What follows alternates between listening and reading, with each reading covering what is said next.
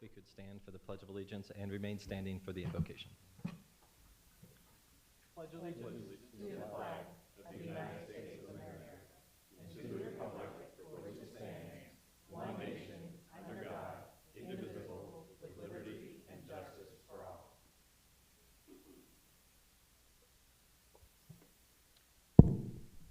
Dear Lord, I pray for this council meeting tonight. Please give our mayor, council members, and all administration wisdom and guidance as we deliberate on the items before us. May every decision be righteous in your sight for our benefit and for your glory. In the name of the Father, and the Son, and the Holy Spirit, in Jesus' name we pray. Amen. Ms. Brown, if you could take roll. Mr. Gleaves. Mr. Jacobs. Present. Ms. McFarland. Present. Mrs. Sullivan-Meiskop. Present. Mr. Vanover. Present. Mrs. Webster. Present. Mr. Anderson. Present. All right. Next up, we have the council. You have the minutes from the May 1st, 2024 meeting that was in your packets. What is your pleasure? Move to adopt. Second. Moved and seconded. Any questions or discussion? All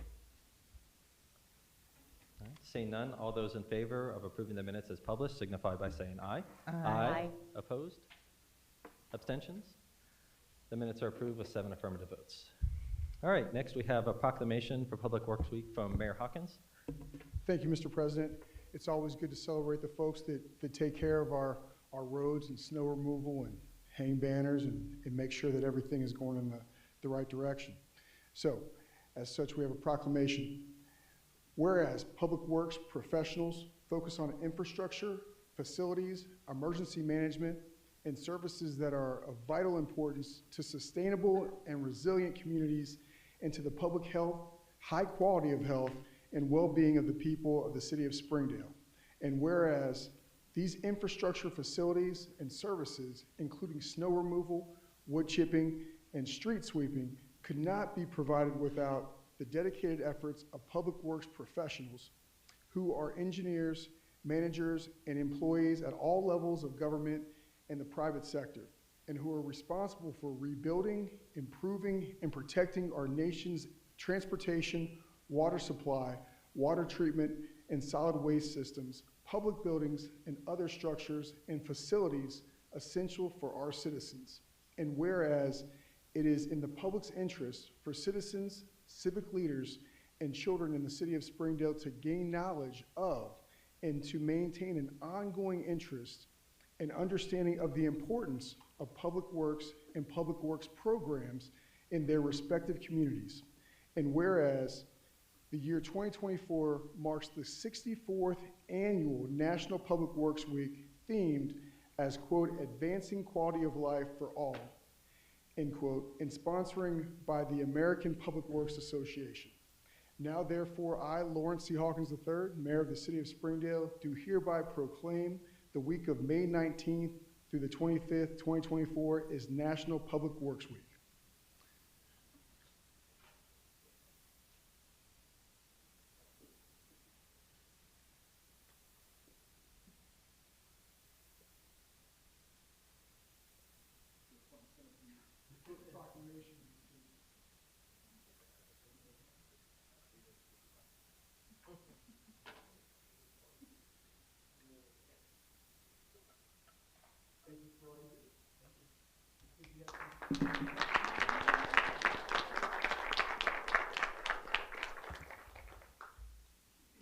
I believe Mr. Huxley is going to continue and introduce staff. Is that right? Yes. Please. Thank you, Mayor, President, Council, and Council members for this opportunity to present 3 new Public Works employees that help make the city great and continue to make it look good day in and day out.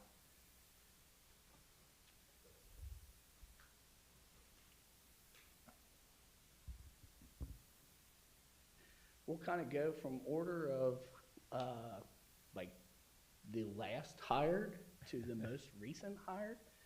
So first is Ryan Conroy. Ryan Conroy is a mechanic with the department. He replaced Stephen Dicont upon his departure this past fall. Ryan used to work for Jiffy Lube. He worked for Weiler Performance Auto Group, and a special benefit for the city of Springdale, he actually worked for us as a seasonal employee back in 2014. His father, some of you may remember as well, Jimmy Conroy actually retired from the Parks Department. So Ryan's gotten a sincere appreciation for the city of Springdale and for the department as well. So Ryan spends his free time working on his Trans Am that he has in the garage, and then he also enjoys cooking. So this is Ryan Conroy.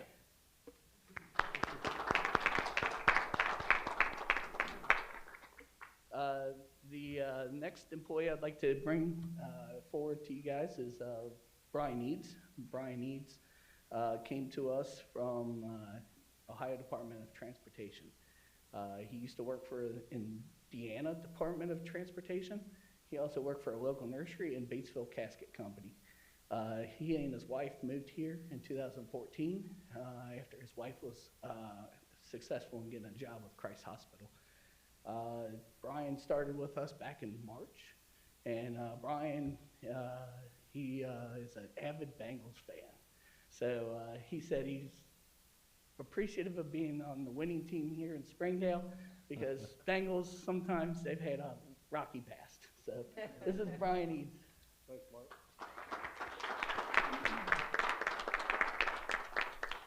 And then last but not least is our most recent hire. This is Damon Renner. Damon worked for a landscape company. He was a crew leader doing mowing and landscape operations for that landscape company. Most recently, he worked for Duke Energy, subcontractor, marketing utilities, making sure everybody was safe. So Damon's got a good, sincere appreciation for both landscaping and safety, given his past. In his free time, he likes to play basketball, play golf. He does bowling, and the reason why we really wanted to bring him on was during his interview, it kind of stood out to us. He said, you know what, you should pick me because I'm pretty good with a shovel. So this is Damon Renner.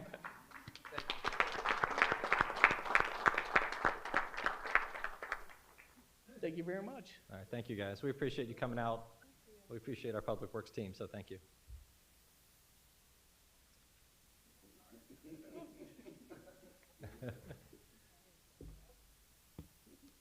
All right, next we've got a presentation from Mr. Brad Bowers with the Tri-State Trails, Mills Creek Triangle Trails Feasibility Study.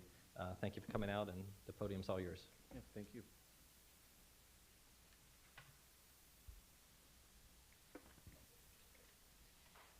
All right, good evening, Council, and thank you for your time this evening. My name is Brad Bowers, and I'm a project manager with Tri-State Trails.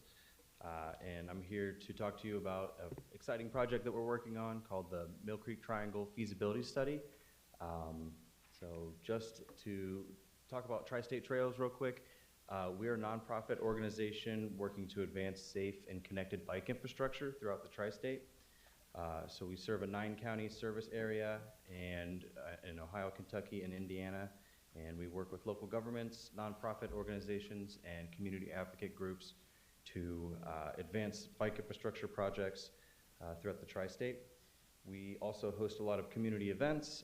It's currently National Bike Month, so we've got a lot going on. We've got Breakfast on the Bridge this Friday downtown at the Purple People Bridge. We also do a lot to collect and manage trail usage data throughout the Tri-State too, which is really helpful to understand how our trails are being used. And it's really helpful information to include in grant applications. So as far as a project overview for the Mill Creek Triangle Trail, this is a multi-jurisdictional effort to develop a 40-mile regional trail network throughout in the heart of Hamilton County and throughout the Mill Creek watershed. So the premise of this project is really to connect major green spaces like Great Parks, Glenwood Gardens, and Winton Woods to developing trail networks like the Crown or the Cincinnati Riding or Walking Network, and to connect residential neighborhoods to local business districts and key destinations. one of the catalyzing moments to kind of formalize the plans for the feasibility study was when Great Parks recently purchased a former rail line in Evendale and Sharonville that's adjacent to the Sharon Creek. So we're really excited to be working on the project, and these are all of our project partners that we have. This is being planned in partnership with 17 local government agencies and 8 different community organizations. So a lot of the different jurisdictions that are in the study area, as well as Great Parks, the Mill Creek Alliance, and ODOT has been involved as well. So we also have a consultant team. Arcadis Engineering has been working with us on some of the preliminary engineering, and then Lawhon and Associates is our environmental subconsultant. So as far as the objectives for the feasibility study, we are really hoping to form an active transportation network in Hamilton County. We began exploring trail alignment options, and our intention is to recommend a preferred route as part of the study. So again, we're partnering with a qualified engineering firm, and we've started developing cost estimates for the trail. And we are currently conducting public engagement for the project. So we recently held a public open house, and we've got an online survey open right now that I'll discuss more in a bit.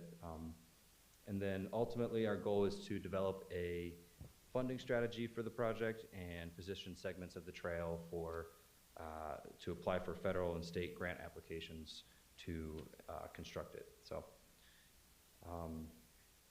as far as the target audience for the project, we want this to be something that is safe and accessible for people of all ages and abilities. So we like to think of the different types of bike infrastructure as kind of a spectrum. So on one end we have shared use paths that are completely separated from vehicular traffic, and that's what majority of people tend to feel safe on. And then on the other end we've got kind of shared roadways and different types of bike lanes that are not as separated from traffic. So again, we're really hoping to plan for everybody in this project, and as far as what we've developed in the plan so far, all of the routes are either designed as shared use paths or as two-way protected bike lanes. There are a couple local roadways that are lower traffic where we're recommending shared roadways or shared roadway markings. But for the most part, we want this to be separated from traffic. So just a couple examples: the West Fork Mill Creek Greenway in Wyoming and the Little Miami Scenic Trail. These are the types of infrastructure that we're aiming for the study. This is an example of protected bike lanes in Cincinnati on Central Parkway. So having some type of barrier between cyclists and moving traffic. And then these are more conventional types of bike lanes where the separation from traffic is primarily just this striping on the roadway. And then down to, like I said, shared roadways with signage. We've seen a lot of what we're developing where we have these shared roadways are in concert with traffic calming elements like speed humps and wayfinding signage as well. And so yeah, that's a lot about the different types of facilities. As far as the bigger picture, this map here is the regional trails map where the Mill Creek Triangle is shown in green there. Each of the darker communities are the communities impacted by this project. To the north, I guess to the south, we've got the Crown Network. There's Cincinnati Riding or Walking Network. So this includes the Wasson Way, portions of the Mill Creek Greenway, the Ohio River Trail, and the Little Miami Scenic Trail. To the east is the Little Miami Scenic Trail that goes further north to Columbus and then eventually Cleveland.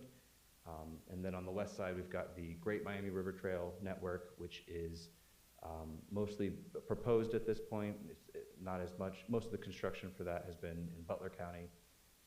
And then just to the north of the Mill Creek Triangle area is the Miami to Miami connection, which is to connect the Great Miami River Trail to the Little Miami Scenic Trail Network.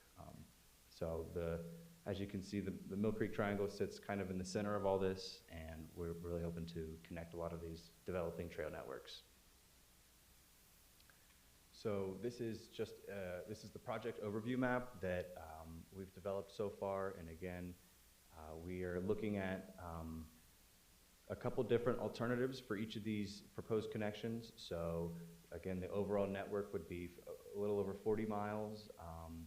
There's a couple planned trails that we're showing in red on this screen. So Great Parks recently got funding to construct the Winton Woods to Glenwood Gardens project. They're also working on designing a trail to connect to Sharon Woods. So, and then obviously on this map, we've got Springdale just to the north. So zooming in a little more, this is one of the maps that we used as part of our open house. So this is just an idea to form a connection between Glenwood Gardens and Sharon Woods. So this would be an east-west trail connection, which is really probably the most relevant part of the study for the city of Springdale. We've got two different alternatives here. One of them would continue the existing trail on Kemper to Chester Road, where it would go south to Sharon and connect to the existing trail on Sharon Road. And then the alternative there would be using the portion of Sharon Road and then going south near where Landmark Church is to where the Oak Greenbelt is, and in this village of the city of Glendale.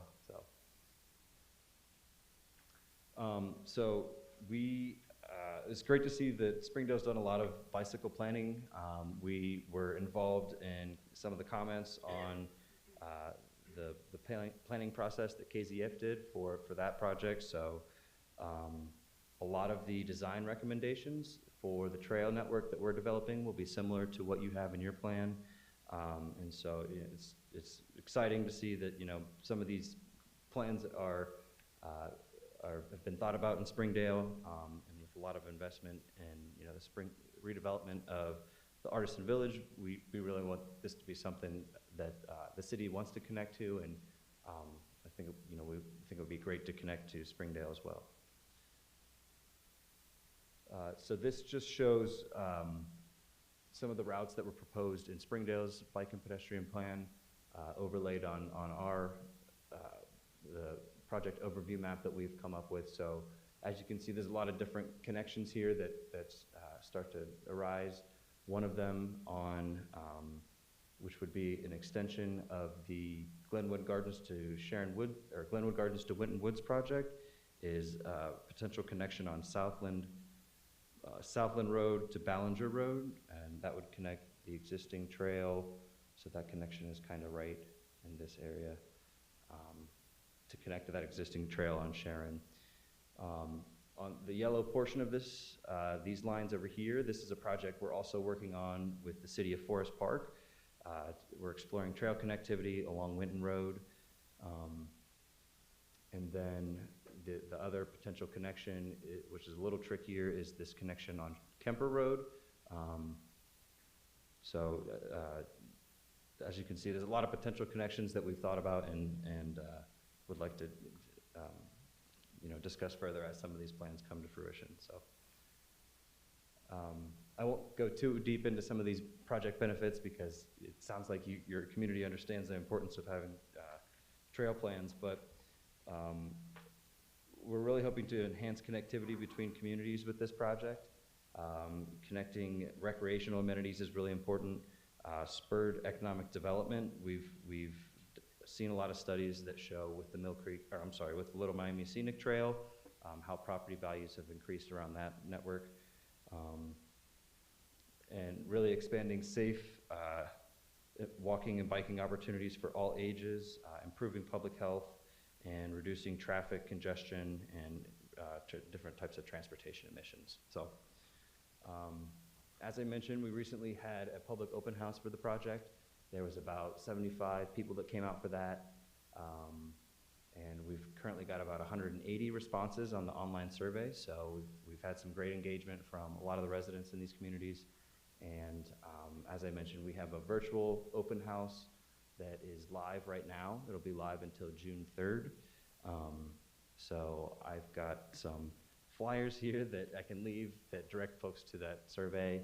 And it would be great to get your guys' input through that as well. So we'll also be at Canoes and Conversations on June 3rd, which I think Mayor Hawkins has RSVP'd to. So we'll be hosting a community bike ride as part of that. And yeah, so again, we're excited to be working on this project, and thank you for your time. Mayor Hawkins. Thank you, Mr. President. First off, thank you so much for coming out. It's really important that our elected officials and our city residents get to hear this information that can have a significant impact on us, and so appreciate the presentation. Obviously, like to see everything get connected, but selfishly interested in Springdale. And so, you know, when you look at the context map for the city of Springdale, that portion that you referenced before with regard to Southland, that would connect Glenwood Gardens with our current bike path along Sharon is something that I think is really critical that take place. And I think in speaking with Wade that that's something that is likely to go on. And then, not that we can get deep into the issues of other municipalities, but I hope that the area in Forest Park that connects up Winton Woods along with that path over there for Glenwood Gardens makes its way there. Yes. And then the last thing, and this is important that residents and elected officials hear, as was indicated, you go to their website, there's a survey, you can give input. It's important that folks do that because they're going to look at those things and consider it. As you look at those paths that go addressing Glendale, the one either going down Sharon or the one that would go down Oak Street that's sort of in that buffer zone between Glendale and Woodlawn. And I get that it's probably easier to go down Oak Street than it is Sharon, but selfishly, it probably helps Springdale more if you go down Sharon. But if, in the alternative that it doesn't go down Sharon, I know there's a lot of things to compete with as you go through Glendale, it is important to reconsider that path and having something that connects back up on Kemper and Chester Road. So even if that gets configured a different way, the path that's along Kemper, if that can continue up at least to Chester to sort of make some connection there, would be important. So my 2 cents, but the big thing is we really appreciate you coming out tonight. Yeah. Thank you. Thank you. Yeah, and as you know, the more we've talked about these two kind of alternatives, they both, I think, serve sort of a different need, and I think, you know, they both sort of have their independent utility, and so they're both something I think we'll include as part of the study, and thanks again for your time. Mr. Riggs. Thank you. Yeah, just so everyone knows, we've been working on developing concept plans to install a shared use path along Kemper, basically from 747, where the recently awarded OKI funded project. So it'll be a continuation of that, going from 747 all the way to the Corp limit at Chesterdale. We're going to be submitting those plans and concepts and estimates on part of our SORTA application here in 2 weeks. So we're wrapping that up. So it'll be a shared use path on the north side and filling in sidewalk gaps on the south side. So that would actually line up really well with, I think it's 4B option. That's great to know. Okay, thanks. Well, and I want to thank you for coming out. Again, this is something that's important to me. It's something that I've talked about a lot, and I hear a lot from the community about how important it is to get these multi-use paths and connections, especially to the parks, Glenwood Gardens, Winton Woods, and beyond. I know I'd reached out to administration once I saw the virtual open house, just to see what else we need to do to stay engaged. I wish our name was listed as one of those partner communities already, because it feels like the triangle has a dip cut out of it right where we are. I certainly appreciate the fact that there's ways to connect, but I feel like we could be more involved with it than we are.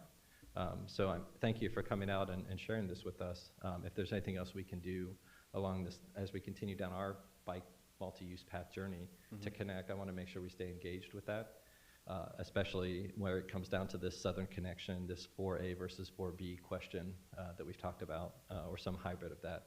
I know we're talking about connecting and doing the work on Kemper Road, but that's a rough road too. Even if we do the needed work and make it separated, I've ridden that in the morning as is, even if it was protected. That's a tough hill and a tough section. It's not exactly what people think of as a pretty bike ride that they would take their families on, right? It's more utilitarian to get somewhere. Now that may change as we redevelop the Tri-County Mall area, Artisan Village. So maybe that there's future there. But anything we can do to stay engaged on this is certainly something I'm interested in, and be sure to reach out if something we're missing. I'm one of those 6 to 7 Springdale residents that responded, so you already have my input. I'm a big fan of 4B, and some of the other paths that you've looked at, people who have ridden those paths probably have some pretty strong opinions for what the roads look like. I'm a frequent rider out there, so I have strong opinions about this, and I'm willing to share them anytime. Yeah, great. Yeah, that's very helpful to know, and thanks again. I would love to connect about some of the plans that you guys have for the SORTA application, and we'll certainly keep you guys in the loop as we move forward. Yeah, and even if it's a sneak-in path like we talked about on that the Southland exit to start with, and then additional connections for other areas of our community, because we're kind of split. Yeah. The way Springdale is it used to have a core business in the middle where that Kemper Road is. We've got residents on both sides of that, so whatever we can do to kind of connect them, and it might be more than one path, I think that would be really beneficial for everyone. All right, I don't see any more comments. Thank you again for coming out. I really appreciate the update. Yeah, thank you all. All right, next we'll move on to committee and official reports. If we can start with Civil Service Commission with Mr. Coleman.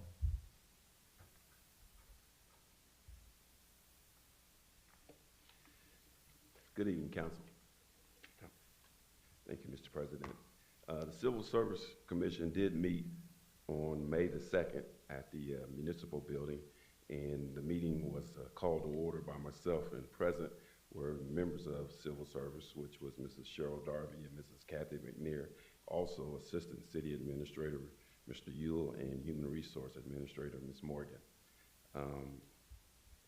I would say that most of the meeting focused on the police department, including the hiring scenarios, as well as reviewing the department job descriptions. A recap of that hiring activity included patrol officer position itself. What's really significant is that there were 64 applications that were received since that process was open, which is saying to us that individuals are excited about working at Springdale. Of those 64 applications, additional conditional offers were made, and those candidates are, I believe, still in the background investigation and maybe have completed since the time of this report. But again, to receive 64 applications for potentially 3 positions, that's a real plus for the city. Okay. The next position within the police department was the police clerk hiring position. We did not see as much success there. As a matter of fact, that position is still open, and it will continue to be advertised in order to gain additional candidates. But we're confident that we'll get some good candidates and move forward with filling that position as well. And then the final police department area was the police sergeant promotional process, which was concluded, and Corporal Derek Setters, if you didn't know, was selected for that position. So again, busy, but showing a lot of progress. Aside from the police department, there was one other note, which was the public works maintenance worker, which kind of blew my mind that there were 93 applications for that particular position. And so again, it tells me people are interested in being employed here at the city of Springdale. I also want to say that the Civil Service Commission, we can't thank Ms. Morgan and Mr. Yule enough for their efforts in leading these initiatives in order to gain good applicants and to help with the filling of those vacancies. Without their efforts, like I said, I think the city would suffer tremendously. So again, thank you publicly for your efforts. Thank you, Ms. Morgan, as well. And that concludes my report. Any questions? Don't see any. Thank you again, Mr. Coleman, for coming out. Alrighty. All right, next, Rules and Law, Mr. Jacobs. Thank you, Mr. President. No report. Next, Finance Committee, Mr. Vanover. Thank you, Mr. President. Our on-hand balance as of April 30th was $16,309,725.69. That would conclude my report. Thank you. Board of Zoning Appeals, Mr. Gleaves. Oh, I'm sorry, Planning Commission, Ms. Sullivan Weiskup. Thank you, Mr. President. Excuse me. Planning Commission met yesterday. All were present. We had old business, a bodega, a major project at 12021 Sheraton Lane that had been previously tabled, and it was asked to be tabled again to the June or July meeting, and that passed with a 7-0 vote. We did vote to change the arrangement of items to give more time for one specific item, and that passed 7-0 vote. So the first thing that we heard under new business was Ritz Safety Tree Removal at 255 Crescentville Road. They had removed 7 mature trees without permission. We are a tree city, and we have a certain threshold that we maintain. And so we had voted 7-0 to enforce the tree removal fee without replanting, which was $4,000 for them. We also had Springdale zoning text modification for marijuana. And what this was is that we had voted 7-0 to make some changes to our zoning text to include adult use marijuana for recreational use, dual use, things like this, in the general business, general industrial, and it was OB, GB, and GI. Those were all of them that they were switched. There were several different text modifications throughout that whole thing. If anyone would like to see it, it is available for viewing online. And then finally we had the Springdale Cinema Apartments major project map amendment. All of these were public hearings. There were several people that spoke at that public hearing about traffic and different things that they were worried about. There was a lot of discussion about them removing trees as well, and we had ultimately voted to continue it to the next meeting when they can get us more information that we had asked for, and that passed the 7-0 vote to continue it to next month. And that is everything, unless you'd like to add anything. Thank you very much. All right, thank you. Next, Board of Zoning Appeals, Mr. Gleaves. Thank you, Mr. President. I have no report. Board of Health, Ms. McFarland. Thank you, Mr. President. The Board of Health met last on May 9th. We did have a little bit of conversation regarding lefties and the water issue. The Greater Cincinnati Water Works did turn their water off, and it somehow had gotten turned back on. So Mr. Clayton is still working to figure out what we're going to do about that next.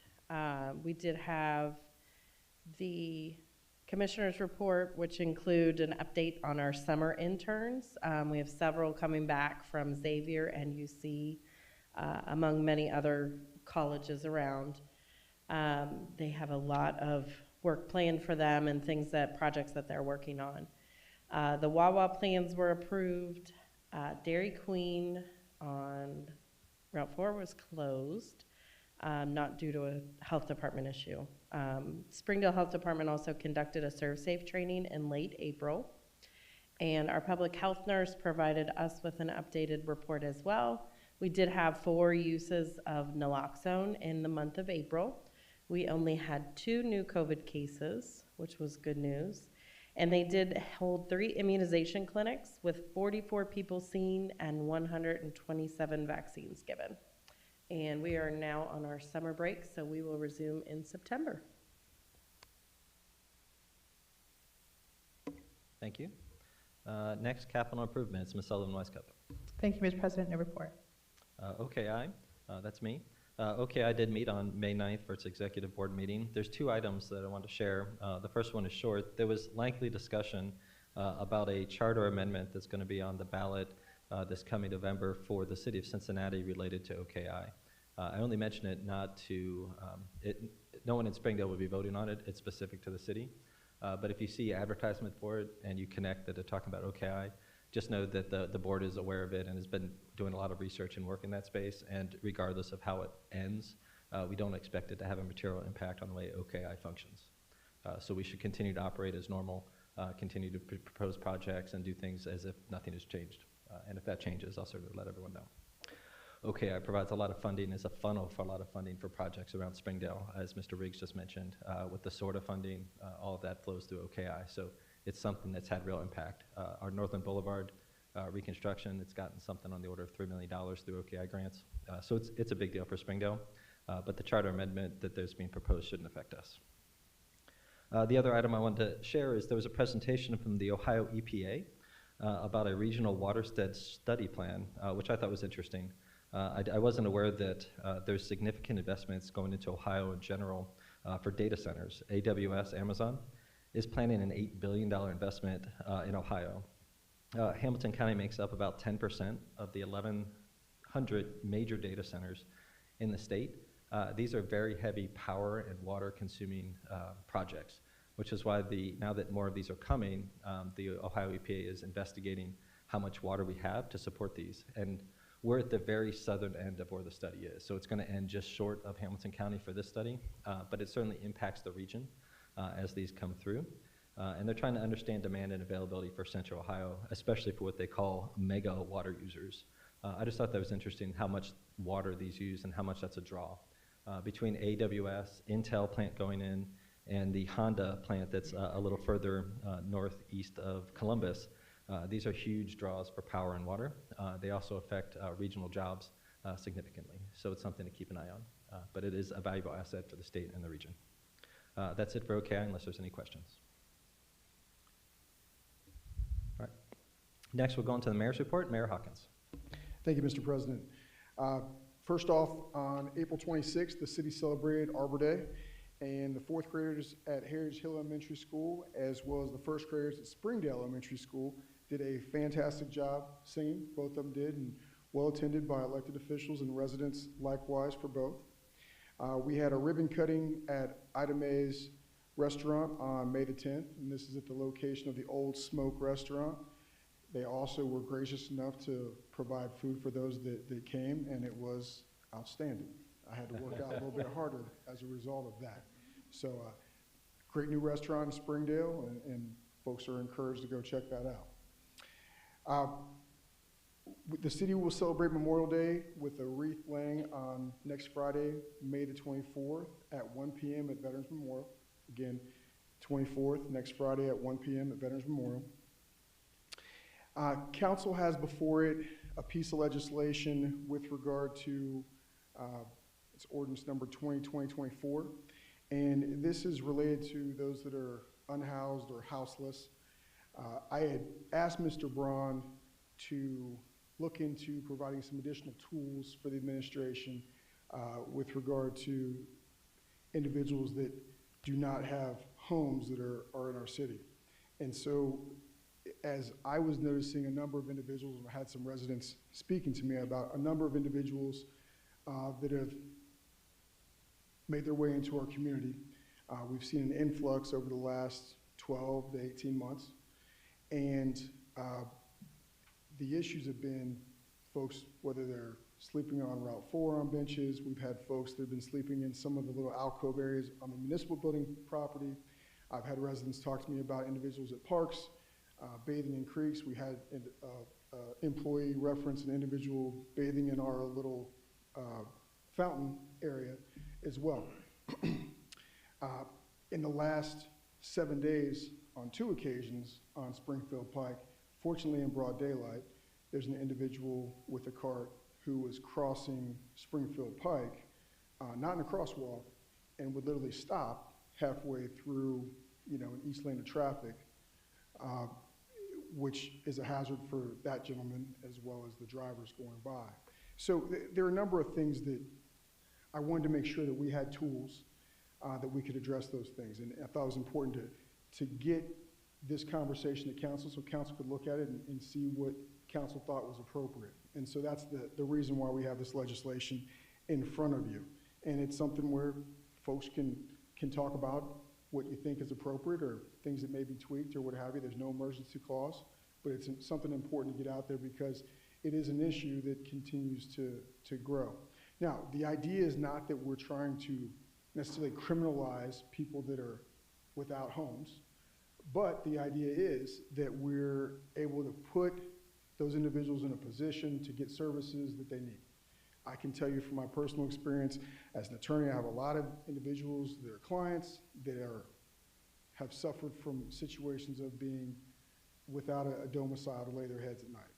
And the other thing that we all know, being longtime residents in Springdale, is that's not something that our city is necessarily built for. So, for instance, Cincinnati has a number of food pantries, shelters, what have you. Hamilton, where I do a lot of work, there's a lot of food pantries. There's a lot of places that help folks that don't have homes, whether it's transitional living, a number of places that can provide those services. We don't have those, right? And so it's important to get folks to those positions. We've had law enforcement officers on multiple occasions that are encountering some folks that come in, and again, it's not trying to go and arrest people, but it's, hey, we can take you to Cincinnati.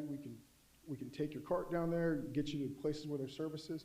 A number of individuals have not wanted to go because they're concerned about their belongings, their car, what have you, and so they've declined that. We have tools and resources to manage our parks because a lot of them say, hey, we're closed at a certain time, we're closed at night, and so there's not an issue with regard to that.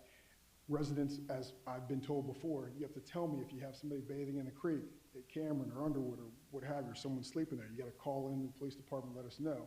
We've got tools to address that. We don't really have tools at this present time to address folks that are in more public areas, okay? So to be clear, a lot of this is addressing our city property, because if someone's on your private business, if someone's on your private home, that's a whole nother situation of recourse for you to address and deal with. But we have folks that are on municipal property doing things, and so we want to be able to address those. The irony in my conversation with Mr. Braun was, he said, well, actually, Lawrence, I was going to talk with you about a situation for a warning that he had just received from several of our neighbors to our south along Springfield Pike. Several of the municipalities along that line had reached out and said, hey, look, we have word, and sort of as a warning of a migration of thousands of individuals, potentially, that may find their way to your city, that are literally camping out in public areas. And so that further was a reason to get some legislation. There are a number of those communities that have either already passed legislation or have legislation on the horizon. So that was the idea of getting that in front of council. Obviously, there can be more discussion with regard to that, but initially we were just talking about having that discussion to the mayor's report. Mr. Braun is Johnny on the spot, or Joe on the spot, and so he went and actually drafted legislation before you guys. Last thing for mayor's report is want to thank the Springdale Student Council and administration and teachers for putting on their City Appreciation Luncheon May 8th. Again, we had great attendance from our elected officials, administrative staff, police officers, fire and EMT, as well as our chiefs were both there. Children did an excellent job. Got to speak with the Student Council Executive Board, President, Vice President, Treasurer, Secretary, and a member representative. They did an outstanding job, very engaging, leaders of tomorrow, and thank them. So that concludes my report. Thank you, Mayor Hawkins. I will echo the Springdale Elementary School. The effort that they put in every year for it is really impressive. They go all out to have everyone come through. I know Mayor Hawkins didn't mention it, but he was something of a rock star in the session. Every time a new lunch group would come through, they would mob him. I had heard rumors along the way that he was a basketball star and people were seeking autographs at one point as opposed to football. So the legend will continue to grow, but thank you to Springdale Elementary and the PTA. I think our fire chief and police chief assisted in some of those legends of growth there, so I appreciate that. It was a really nice event. All right, next, administrator's report, Mr. Jones. Thank you, Mr. President. I too would like to thank Public Works Director Mike Huxell and staff for coming in this evening. It's funny for us to see those folks in something other than their normal bright yellow, green attire, whatever they're wearing that particular day. So I gave them a hard time out in the atrium. Want to remind folks, city building other than safety services will be closed for observance of Memorial Day.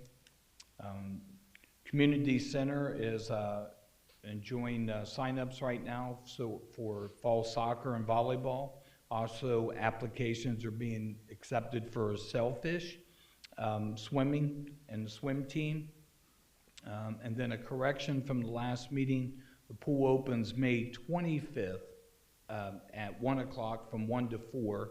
There will be a DJ, there'll be a variety of activities, and wait for it here, free hot dog and a slushie, your choice. Thank you. All right. Next, Law Director's report, Mr. Braun. Thank you, Mr. President. The only thing I wanted to report is that should council have any questions on each of the items on the legislative agenda tonight, I'm prepared to answer those, and I appreciated the mayor's comments regarding the camping ordinance. So thank you. Engineer's report, Mr. Riggs. Thank you. Yeah, so we'll start off with the Northland project. There was some late bitter questions that came in to ODOT. They pushed the bid opening date back a week. It actually opens tomorrow at 10 a.m. So fingers crossed, we'll get some good bids, competitive pricing. There are 4 plan holders, so we're expecting good competition. The next project is the Crescentville Road, State Route 4 to 747 improvements.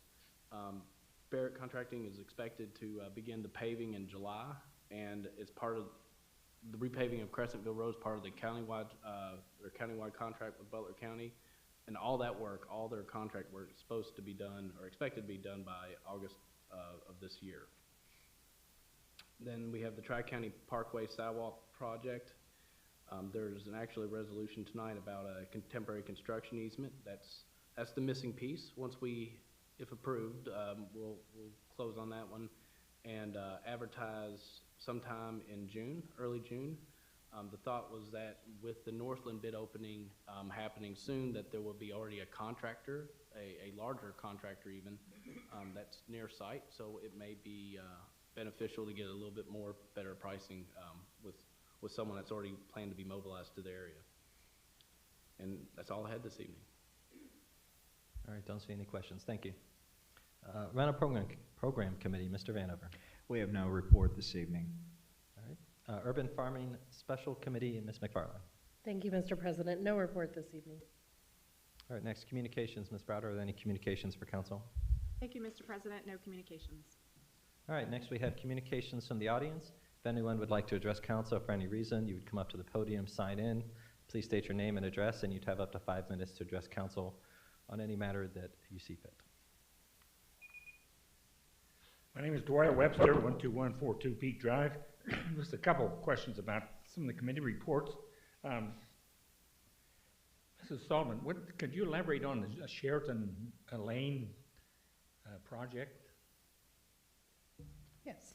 The Sheridan Lane project, we don't currently have a Sheridan Lane project that we talked about at planning. We talked about across the street, talking about the Showplace apartments.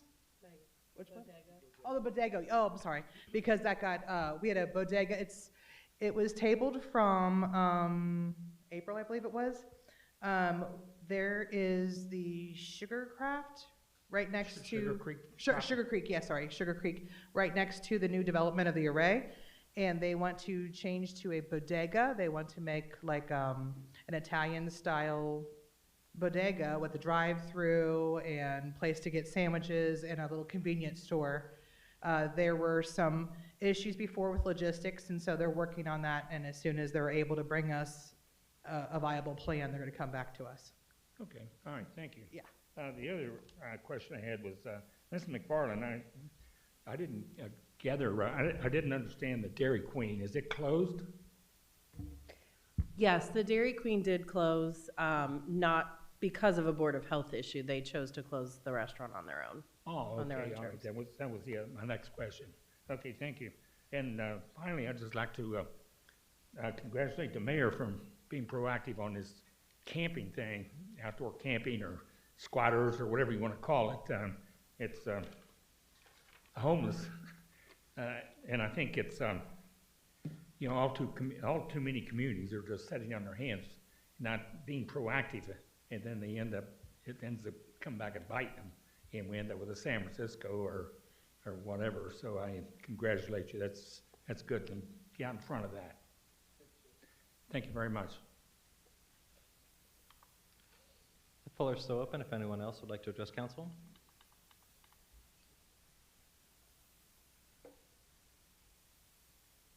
Julie Webster, 669 Park Avenue. I just wanted to make the announcement that I was joined by Michelle Miller last night on representing Springdale offering support, and we awarded 2 scholarships, one $1,500 scholarship to Cameron Chambliss and one $1,500 scholarship to Gavin Howe. And as we did last year, I've invited both recipients to be at the council meeting on June 19th so we can publicly present those to them again, and then you guys can all acknowledge their successes. So if that could be added to the agenda on the 19th at the very beginning, and I appreciate it. Thank you very much. And for those that don't know, the SOS Scholarship includes a heavy community involvement and volunteer component, which is why we like to recognize them at council too, because it's a big part of the community. All right, the floor is still open for anyone else who would like to address council. Second call. Third and final call. All right, I'm closing communications from the audience. Next, we'll move on to ordinances and resolutions. First up, we have ordinance 2024. This is a first reading. Mr. Jacobs, when you're ready. Ordinance number 2024, an ordinance creating Chapter 140 of the Code of Ordinances of the City of Springdale, Ohio, to regulate unlawful camping. Whereas the streets, parks, and other public areas within the City of Springdale, the city should be readily accessible and available to residents and the public at large, and maintaining the city's streets, parks, and other public areas within the city in a clean, sanitary, and accessible condition is crucial to adequately protect the health, safety, and public welfare of the city. And whereas the use of these areas within the city for camping purposes or storage of personal property or sleeping interferes with the rights of others to use the areas for which they were intended, and such activity can constitute a public health and safety hazard which adversely impacts neighborhoods and commercial areas. Now therefore be it ordained by the Council of the City of Springdale, members elected thereto concurring, Section 1, Chapter 140 of the Code of Ordinances of the City of Springdale shall be created to regulate unlawful camping as provided for in the attached Exhibit A, which is incorporated herein by reference. Section 2, Council hereby finds and determines that all formal actions relative to the passage of this legislation were taken in an open meeting of this council, and that all deliberations of this council and of its committees, if any, which resulted in formal action, were taken in meetings open to the public in full compliance with applicable legal requirements, including Section 121.22 of the Ohio Revised Code. Section 3, this ordinance shall take effect on the earliest date allowed by law. Council, this is a first reading. We will see it again. The floor is open for discussion and questions. Mr. Braun? Thank you, Mr. President. Something I just wanted to add to the mayor's comments earlier. The genesis of this was kind of in motion at the same time the mayor approached me about it. He was correct. The legal counsel for the Village of Lincoln Heights actually reached out to me and to our office, given that we represent many of the communities in the Mill Creek Valley, whether that be Woodlawn, Wyoming, and Springdale. And my initial reaction when they indicated that Lincoln Heights was experiencing a problem with this was, I don't think we've seen that in Springdale, but thank you. And then we began to see it in Wyoming, and then Woodlawn, and then the mayor approached me. And I said, wow, I've got something on that, and that's kind of the genesis of how it came. I wanted to reassure you this is not something that is unique to Springdale. I think obviously you can kind of follow the pathway as to the fact that there has been an influx of individuals who have been relocated to the Mill Creek Valley specifically. And we had been I was advised that Lincoln Heights had been made aware of that by the Department of Homeland Security for a variety of reasons, because many of these individuals were immigrants that had been relocated. But in addition to that, I think it is just something we're seeing, as one of the speakers mentioned earlier, in many communities across the country. And so I did work with the mayor and administration, and I wanted to assure council that we also put some safety valves in the draft legislation for things like, this does not preclude the Boy Scouts, for instance, from having a camp out in one of our parks if they have permission from the city. Or if we were to have an event for the swim team where they want to camp outside at the Civic Center or something like that. So we have protections in place to protect city-sponsored events. And one of the other things I wanted to make you aware of is that this certainly does not preclude our police from issuing a warning for these types of violations. And many communities are also advising their police departments. They're giving them a pamphlet that they can give to individuals that will make them aware of resources that are available in the region, even if Springdale might not have those available immediately, so that they know how to get to those resources. And I would suggest that's something we may want to consider down the road for our police as well. So if there's any questions, I'm happy to answer it, but I think the legislation kind of speaks for itself. It's really designed to be proactive about a problem that is growing. So thank you. Thank you for those comments. And to the point about a packet or a handout, one thing that is unique about Springdale that other communities that you mentioned don't have is our health department. So hopefully we could tie that in as part of that packet, that they could help get connected for emergency resource type situations. Ms. McFarland. Thank you, Mr. President. That's exactly what I had thought when I first saw this. So I had reached out to my friends on the Board of Health. Just, do we have that information already together? I haven't received anything back just yet, but I definitely had a few residents reach out wondering if we did have that information available. So that is definitely already on people's radar. So I appreciate you already addressing that, Mayor. Thank you. Mr. Vandover. Thank you, Mr. President. Well, aspects of this are new, but a lot of it is not new. I placed a call to Ms. Bowers last year because somebody was air drying their laundry in the former Perkins. Yep. Right there along Route 4. We have an individual that I'm sure we have all seen because he seems to run from Kemper Road to Chesterdale, and I have even seen him going out in International Boulevard over into Butler County. So they've used the bus stop there in front of Kemper Pond, and I've seen individuals in the bus stop in front of Value City. So it's not, aspects are new. Probably the new part is the numbers that we're experiencing, but this is something that I'm glad to see that we're becoming proactive on this. So I will support this wholeheartedly. Mr. Jacobs. Thank you, Mr. President. I was just going to mention, it was last summer I was headed to my summer job.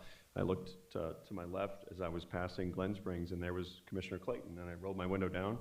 I said, hi, and he was heading to discuss options for resources with one of our either transient residents or somebody that was, appeared to be sleeping out. So he does have information, and I think they were giving out water in the pamphlet last summer. I've always been impressed by Commissioner Clayton and the Department of Health, but that's an example of how we could provide additional responses going forward. Mr. Gleaves. Thank you, Mr. President. I want to thank Mayor Hawkins and Law Director Braun with using compassion in this situation. I've dealt with this in my family, dealing with it for quite some time, and it takes a village to raise a family, and the compassion, the only reason we found my relative is through compassion. It was the police department, social workers. These people, if they're not immigrants, they have family, and there's a lot of compassion, the time to take as a city to get them the help that they need if we can. So I really want to applaud you for that. Thank you so much. Thank you. Yes, as Mr. Gleaves said, that's a big part. All the feedback I'd received as well wanted to make sure we were staying with that compassionate touch when possible first. Obviously, you're asking for tools. We appreciate that and understand that, but we don't want to lose sight and let people know that it's not that we're setting up a group to race people out. This is just the tool we need. All right, Mr. Gleaves, did you have another comment? All right, any other comments? All right, we will see this ordinance again at our next meeting. Next, we have Resolution R7, 2024. We will be able to act on this tonight. Mr. Jacobs, when you're ready. Resolution R7, 2024, a resolution adopting the granting of a temporary construction easement between the City of Springdale, Ohio, and Olympic USA, LLC. Whereas the City of Springdale, Ohio, the city, has planned improvements along the south side of the Tri-County Parkway, beginning at Northland Boulevard and connecting to Merchant Street in the city, consisting of planned improvements to construct and install a new sidewalk, utilities, and storm and sanitary sewer lines, with said construction and installation to include access drives, landscaping, screening, curbing, grading, utilities, and other ancillary and other related improvements, facilities, and systems in support of the project, and for which it is necessary to obtain temporary easements over, across, under, and upon certain properties situated immediately adjacent to the project, including the property. Now therefore be it resolved by the Council of the City of Springdale, Ohio, members elected thereto concurring. Section 1, City Council hereby adopts the granting of a temporary construction easement agreement between the City of Springdale and Olympic USA, LLC, the easement, and authorizes the city administrator to execute the easement on behalf of the City of Springdale. A copy of the easement is attached as Exhibit A and incorporated herein by reference. Section 2, it is hereby found and determined that all formal actions of council concerning and relating to the passage of this resolution were taken in an open meeting of this council, and that all deliberations of this council and of any of its committees that resulted in such formal action were taken in meetings open to the public in compliance with all legal requirements, including Ohio Revised Code Section 121.22. Section 3, this resolution shall take effect and be enforced from and after the earliest period allowed by law. Council, you've heard the reading of Resolution R7, 2024. What is your pleasure? Move to adopt. Second. Moved and seconded. Questions or discussion? Mayor Hawkins? Thank you, Mr. President. Just in full disclosure, I do rent my law office from Olenbeck USA, not at the 175 Tri-County Parkway, and obviously I don't have a vote, but I figured I'd put that out there in full disclosure. Thank you. All right. Mr. Braun, he's okay to continue to stay in the chamber? All right. Any other questions or discussion? All right, seeing none, Ms. Brown, if you poll council. Ms. Sullivan Wisecup? Aye. Mr. Vanover? Aye. Mrs. Webster? Aye. Mr. Gleaves? Aye. Mr. Jacobs? Aye. Ms. McFarland? Aye. Mr. Anderson? Aye. Resolution R7, 2024 is approved with 7 affirmative votes. Next, Resolution R8, 2024. Mr. Jacobs. Resolution R8, 2024, a resolution adopting Merchant Street Apartments and Townhomes Declaration of Covenants, Conditions, and Restrictions, and Reservation of Easements. Whereas Trinity Square Holdings LLC developed an integrated residential townhome and multifamily apartment project known as the Merchant Street Development on the site of the property that was previously vacant, commercial space located in the City of Springdale, the city. And whereas, as part of the Merchant Street Development, the developer and the city agreed to certain covenants, conditions, restrictions, and easements related to the development that are contained in declarations agreed to by the parties.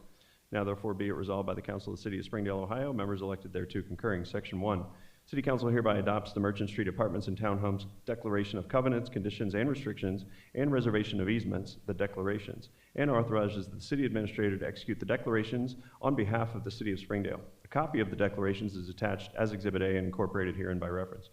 Section 2, it is hereby found and determined that all formal actions of council concerning and relating to the passage of this resolution were taken in an open meeting of this council, and that all deliberations of this council and of any of its committees that resulted in such formal action were taken in meetings open to the public in compliance with all legal requirements, including Ohio Revised Code Section 121.22. Section 3, this resolution shall take effect and be enforced from and after the earliest period allowed by law. Council, you've heard the reading of Resolution R8, 2024. What is your pleasure? Move to adopt. Moved and seconded. Questions or discussion? Mr. Braun. Thank you, Mr. President. One other thing I just wanted to bring to your attention, because it's something when we came on as your legal counsel that we started doing. As you'll recall, Spring Rose development was one of the first things that were on our agenda that had kind of already been in motion at the time we came on. And we began to kind of modify the declarations and covenants for our communities here in Springdale by reserving a right for the city to enforce those covenants if the HOAs and the owners and developers are not. I wanted to assure council we've continued that in this declaration, so the city has the power to enforce them.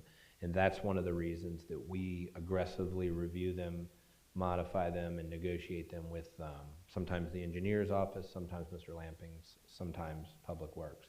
But I just wanted to let you know that we've continued that so that in the event that development needs enforcement that's not taking place by the owner, we've reserved the right for the city to do that. And it's something we'll continue to do unless instructed otherwise. I think it's a great benefit for us. And we've had cooperation from developers, whether it be the Array, Merchant Street, or any of the other new developments. So I just wanted to point that out. All right, thank you. Any other questions or discussion? All right, seeing none, Ms. Browder, if you'd poll council on Resolution R8, 2024. Ms. Sullivan Wisecup? Aye. Mrs. Webster? Aye. Mr. Vanover? Aye. Mr. Gleaves? Aye. Ms. McFarland? Aye. Mr. Jacobs? Aye. Mr. Anderson? Aye. Resolution R8, 2024 is approved with 7 affirmative votes. Ms. Sullivan Wisecup. Thank you, Mr. President. I would like to make a motion to go into executive session according to Ohio Revised Code Section 121.22G under Article 2D1 of the Springdale Charter to discuss economic development issues. Second. Moved and seconded. Any discussion or questions? Are we expecting action out of the meeting? No. All right, Ms. Browder, if you'd poll council to move to executive session. Ms. Sullivan Wisecup? Aye. Mr. Jacobs? Aye. Mrs. Webster? Aye. Mr. Gleaves? Aye. Mr. Vanover? Aye. Ms. McFarland? Aye. Mr. Anderson? Aye. We are in executive session. We will return.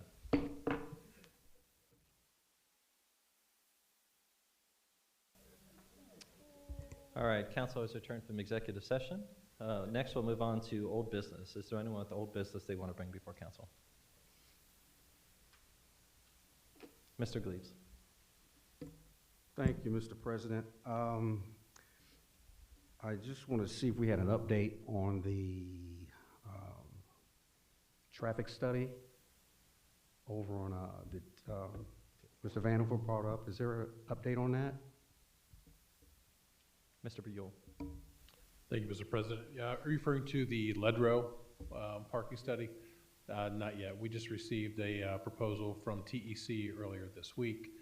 Came in about $5,900, so we're in the process of executing that right now. They'll probably take somewhere between 30 to 60 days to do a study and then also evaluate other parking regulations in nearby communities to come up with some good recommendations. All right, any other old business? All right, next, new business. First, I have an item for new business. I did receive a letter from the Planning Committee as mentioned by the committee report. The Planning Committee did approve the looking into updating section 153.259D to remove the prohibition for medical marijuana cultivation, processing, and retail dispensaries and to change related zoning code. So we will go ahead and put that on our agenda first for our first reading for the first meeting in June, and then in the second meeting in June, we'll also have a public hearing. We do. July and August is the summer schedule. I'm sorry. Thank you.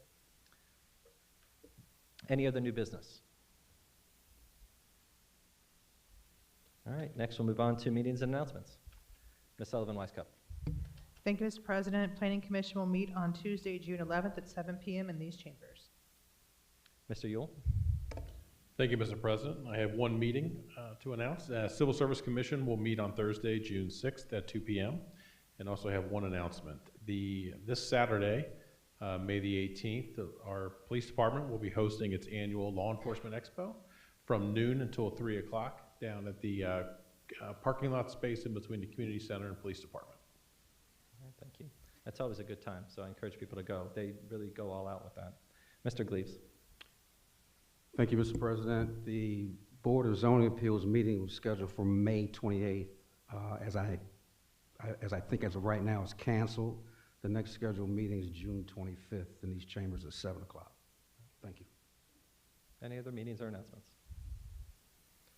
All right, next, communications from the audience. This is your second chance to speak to council. If anyone would like to address council for any reason, you come to the podium, state your name and address, and have up to 5 minutes to speak to council. Floor is now open. Second call.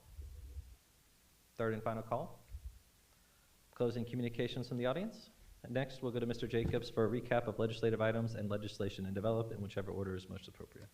Thank you, Mr. President. As you review your internal memorandum, item 1 was addressed by Resolution 8, 2024, resolution adopting Merchant Street apartments and townhomes, declaration of covenants, conditions, and restrictions, and reservation of easements. That passed with a 7-0 vote.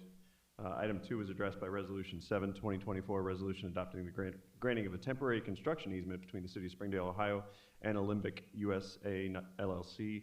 That also passed with 7 affirmative votes. And still in development, item 3 was addressed by Ordinance 2024. It was a first reading, an ordinance creating Chapter 140 of the Code of Ordinances of the City of Springdale to regulate unlawful camping. Unless there's anything else from administration. All right. Then all that's left is item 19. Move to adjourn. We're adjourned. Thank you, everyone.